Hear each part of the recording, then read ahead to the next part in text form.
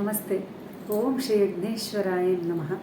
ಮುತ್ತೈದೆಯರು, ಮುತ್ತೈದೆತನ ಅಂದರೆ ಹೆಣ್ಮಕ್ಳಿಗೆ ಎಷ್ಟು ಗೌರವ ನಮ್ಮ ಸಂಪ್ರದಾಯದಲ್ಲಿ, ಎಸ್ಪೆಷಲಿ ನಮ್ಮ ಇಂಡಿಯಾನಲ್ಲಿ ಭಾಳ ಇಂಪಾರ್ಟೆಂಟ್ ಮುತ್ತೈದೆಯರಿಗೆ.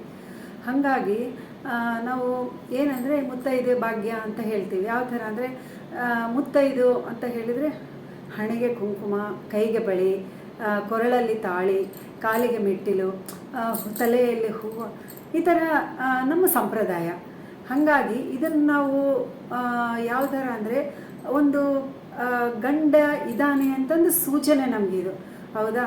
ಅವನು ಇರಬೇಕು ನಮ್ಮ ಜೀವನದಲ್ಲಿ, ಅವನು ಯಾವಾಗಲೂ ನಮ್ಮ ಜೊತೆಯಲ್ಲೇ ಇರಬೇಕು ಅಂತ ಹೇಳಿದರೆ, ಇವಾಗ ಮುತ್ತೈದನ್ನು ನಾವು ಇರ್ತೀವಿ, ಹಣೆಗೆ ಕುಂಕುಮ ಹಚ್ಕೋಬೇಕಾದ್ರೆ ಒಂದು ಮಂತ್ರ ಇದೆ.